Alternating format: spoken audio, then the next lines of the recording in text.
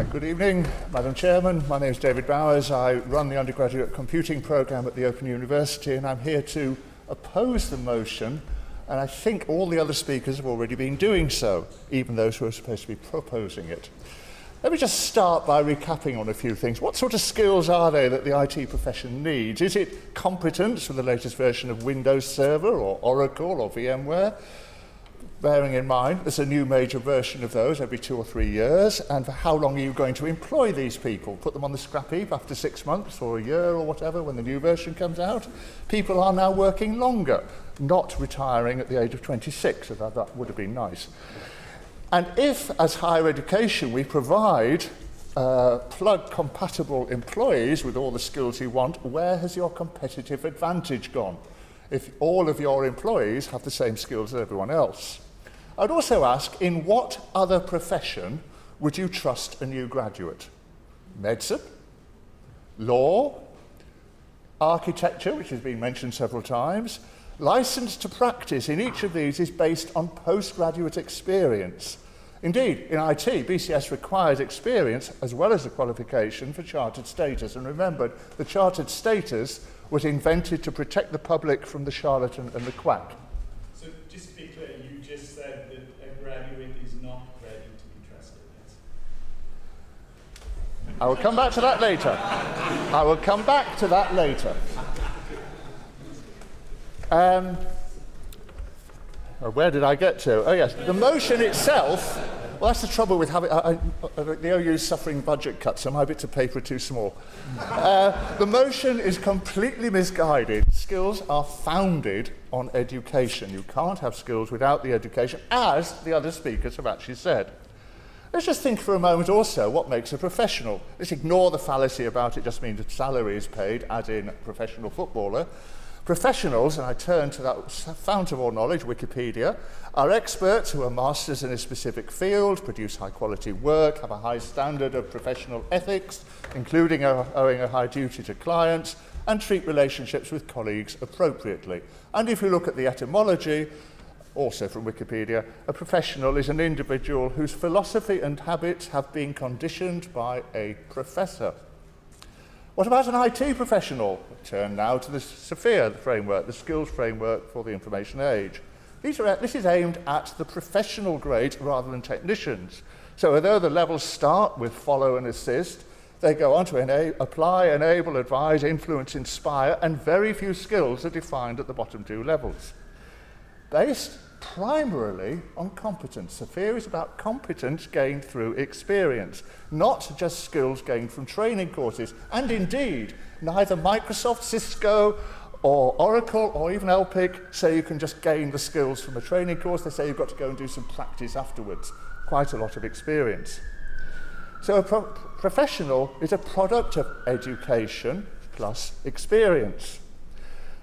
The real problem here is that everything is driven by short-termism. It is, of course, the principle of the stock market, where trades are made in nanoseconds, and it's such a shame that there's a lack of IT people who understand the perils of very short positive feedback loops. The ethos appears to be, in fact, that it is much more important to produce a solution than to get it right, because getting it right takes 80% of the time, which is about 5 times too long. And it seems to be far more important to put out a solution than replace it. Think of a website. Let's redesign it, replace it. With a bit of luck, it means that our customers will stumble across something else they didn't know they wanted to buy. And it also gets rid of the load of bugs, which aren't really too much of a problem now. We'll introduce a completely different set of bugs with a new website. Trouble is that the hardware is completely irrelevant now. Everything's far faster than is needed for most operations. It's just filled with inefficient code. And really, it's no longer necessary to do anything properly. Let's just explore this issue of short-termism a little more with a little fairy tale, and this is entirely fictional. Don't anyone get worried, please. Imagine that there is a new coronavirus emerging which causes the sudden unnecessary death syndrome, SUDS. Transmissible from person to person, usually fatal without straightforward medical treatment, and that there is an obvious danger of a pandemic. So we're going to need to double the number of doctors to deal with it, but it takes 7 years to train a doctor and 5 cohorts to get the number we'll need. And the pandemic is going to dominate everything. We don't need to worry about anything else, And actually, we only need to give them 6 weeks training to be able to deal with SUDS because it's all skills-based. It's nice and easy, and quite quick to train them. So we could actually train enough SUDS doctors in just 12 months to meet the skills needs of UK PLC. So let us change medical education. And in the 12 months it takes for the pandemic to develop and spread to the UK, we'll be able to train almost enough SUDS doctors, who are doctors, so of course they're paid appropriately.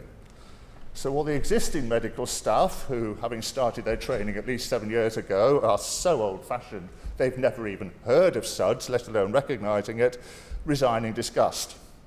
But that's irrelevant because we've got lots of new SUDS doctors and that's all that matters. And then by a cruel twist of fate, Madam Chairman, the SUDS virus mutates again. So it's no longer transmissible from person to person, so the pandemic is over. However, there does seem to be a major outbreak of something that causes a fever and a rash. It's called measles, which the SUDS doctors don't recognise because it wasn't even included in their 6 weeks course, and all the old-fashioned doctors have already moved to the Cayman Islands to enjoy their retirement. Do we really want short-termism? But that is the essence of the motion. We've got to provide the skills now. And if we just go for skills, what happens? ITMB was a skills response to the demand for skills, to impart the transferable skills that industry demanded. But the ITMP is now complemented by the software development for business degree because it didn't contain enough principles, technical underpinnings, and some employers found it lacking. And anyway, why does anyone employ graduates at all? They must have something to offer that the IT profession needs, or they just take unemployed teenagers off the streets, or pensioners, or some other people out of the 2.5 million unemployed. And if they have learnt anything in university, aren't they skills? And are they skills that the IT profession needs? Of course, part of the problem is that the IT industry needs a lot of people and just doesn't pay enough. Part of the problem also is that the understanding of what academic education is about. Those points have been made well. I would just emphasise it's a scaffolding to make sense of experience which underpins dealing with novelty. And the real point is that they are the cognitive skills that are transferable across time. Academic education produces the liveware. It's your job to configure it. And finally, 75% of FTSE 100 companies apparently sponsor students at my university, the Open University. When we last surveyed a large proportion of the 12,000 plus students studying my computing degree, 92% of them cited their career as a primary motivation for their study. The degree I ran at Surrey was in the top 10 target degree for major IT consultancy firms, and IBM actually instituted the ThinkPad Challenge in the 90s specifically to encourage graduates to apply to them for employment. Thank you, Madam Chairman.